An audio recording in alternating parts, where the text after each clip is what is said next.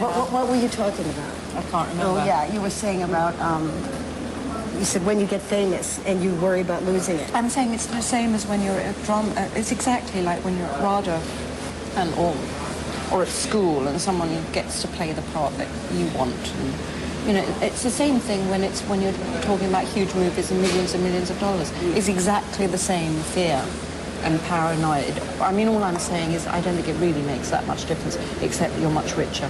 Because that's the terrible thing you learn, is that nothing ever stops. No, nothing ever stops. Time is a freight train. You think that you sort of fight your way to whatever you fight your way to, whether it's like, you know, a marriage or, you know, professional success or, you know, getting thin or, you know, or getting intelligent or learning French or whatever it is, you fight your way to something. Atrophy is always at the end. And you think, I've got it, now I'm there, you know. Yeah.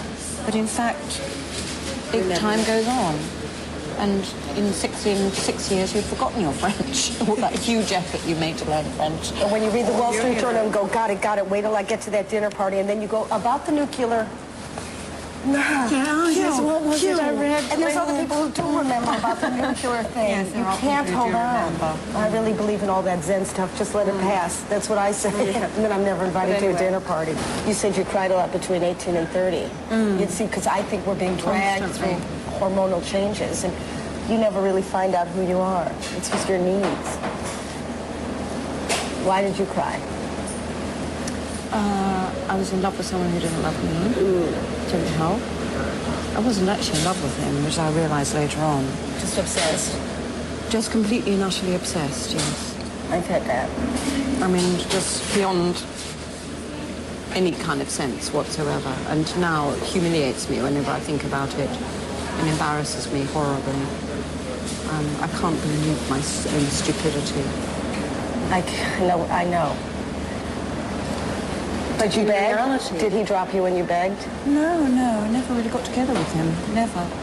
You never got together with him? No, not really. So he was like a fantasy? Yes, it was a fantasy. And I think if he'd ever turned around and said, okay, here I am, where are we going to live? I would have run a mile, I'm sure. I think it was convenient that he was inaccessible. So you were into punishing yourself?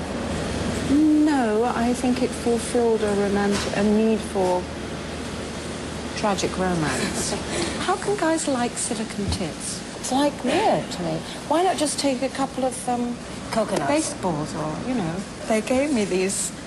They're like silicone breasts that people have put inside, only they have them outside. Yeah. When you get the guy into bed, though, isn't he suspicious that they're in the bathroom? Well, yes, that's the moment, I think. Well, it's all become... Anyway, so let's stop this stupid conversation. You brought it up. I know I did. Don't you blame me for that. You lowered the tone. I know. There we were being a couple of bright cookies, and you just started talking about silicone tits. Did we pay? I don't have any money. We don't have to pay, because when you've got a camera crew, they think you're the news. 75 cents. Oh, I don't even have that on me. Isn't that sad? Don't you make enough money making movies here? You just made a movie, didn't you? Yes, I did, yes. In Canada? Didn't they pay you? Scale. It's all in, you know. Some actors get paid $7 million to make their movie. Like, don't you ask them why? You know, haven't you paid your dues? Well, why can't you say, do you know who I am? They say yes. 75 cents for you, madam. Well, I saw White Nights. That's the first film I ever saw. And I thought you and Baryshnikov... Is that when you met him? Got together. Really? Yeah. I would have gone for Baryshnikov myself. No, tiny? Does that matter when they're lying down? No, he's great, but... Did you have fun with him? Yes, he's a Russian. I'm a Russian. Yeah. We understood each other. Yes, and he did the most amazing thing. He invited me to a... Oh, Kmart's is this way. He invited me. Oh, good, it's raining. We're going to look really attractive. A gala. Here, somebody carry a evening. Invited me to a gala evening at the Royal Ballet. That's when we were shooting. Baryshnikov. When he still looked good in tights. No. Well, he wasn't dancing. He was just going to the. And it was honouring. Could it have been Margot Fontaine? Yes. Or was she? No, it could have been. could have, maybe it was Margot Fonteyn, I can't remember. Hi. But it was this huge ballet evening where all the, you know, the hoi polloi of the ballet world were going to be there. And he invited me as his date. Well, what are you, like, Can you humble imagine? nobody? To me, if you said who's more interesting, Helen Mirren or Bruce Nicole, I would have said he's lucky to have you. Why are you being like this? Well, because I've been done. Well, who else was he going to invite?